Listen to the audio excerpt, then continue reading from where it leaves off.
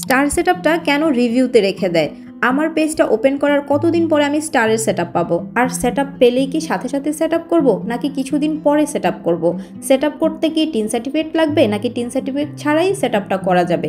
যদি স্টারের সেটআপটা আসে, কোনো কারণে যদি সেটআপটা আবার চলে যায়, পরবর্তীতে কি সেই সেটআপটা আসবে? আপু, আমার তো স্টারের সেটআপ এসেছিল, আমি তো সেটআপ করি নাই, এখন তো আমার সেটআপটা চলে গেছে, এখন আমার কি করণীয়?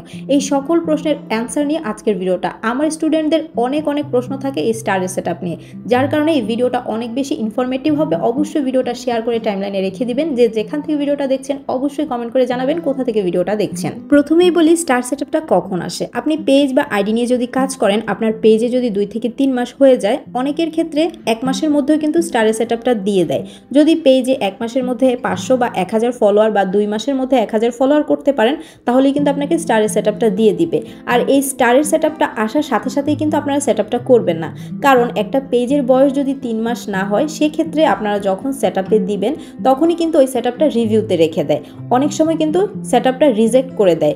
এটার কারণ হচ্ছে ফেসবুক মনিটাইজেশন দিবে একটা পেজ বা আইডিতে, সেই পেজ বা আইডির বয়স মিনিমাম 3 মাস হতে হবে। যদি ওইটার বয়স 3 মাস না হয়, সেক্ষেত্রে যদি আপনি সেটআপটা চলে আসে 2 মাস বা 1.5 মাসের মধ্যে যদি আপনার পেজে সেটআপ চলে আসে বা আইডিতে সেটআপ চলে আসে, সেক্ষেত্রে অনেকেই আছে দ্রুত সেটআপটা দিয়ে দেন।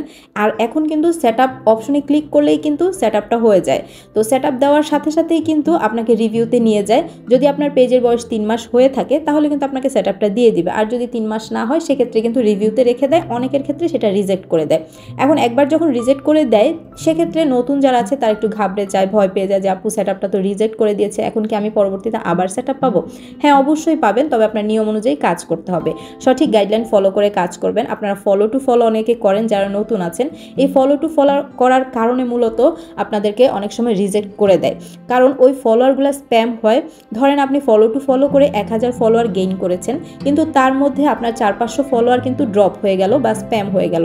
এখন আপনি যখন সেটআপে দিচ্ছেন, তখনই কিন্তু আপনাকে সেটআপটা রিভিউতে রেখে অনেক সময় আপনার সেটআপটা রিজেক্ট করে। এই জন্য আপনারা নতুন যারা আছেন ভুলেও ফলো টু ফলো করে ফলোয়ার গেইন করবেন না, এতে করে কিন্তু আপনাদের সেটআপটা রিজেক্ট হয়ে যাবে।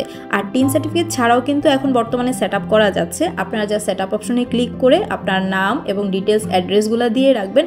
পরবর্তীতে আপনার যখন ডলার জমা হবে, মানে স্টার জমা হবে, তখনই কিন্তু আপনাকে নোটিফিকেশন পাঠাবে যে পে আউট অ্যাকাউন্টটা সেটআপ করেন।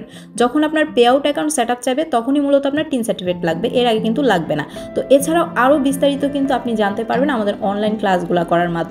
ফেসবুক মনিটাইজেশন যে কোর্সটা আছে, এই কোর্সটাতে শুধুমাত্র যে আপনি সঠিক গাইডলাইনটা জানতে পারবেন এটা কিন্তু না, আপনি ভিডিও এডিটিং থেকে শুরু করে একটা পেজ পরিচালনা করতে আপনার যা যা শেখা এবং জানার দরকার সবকিছুই কিন্তু আমরা লাইভ ক্লাসের মাধ্যমে শিখিয়ে থাকি।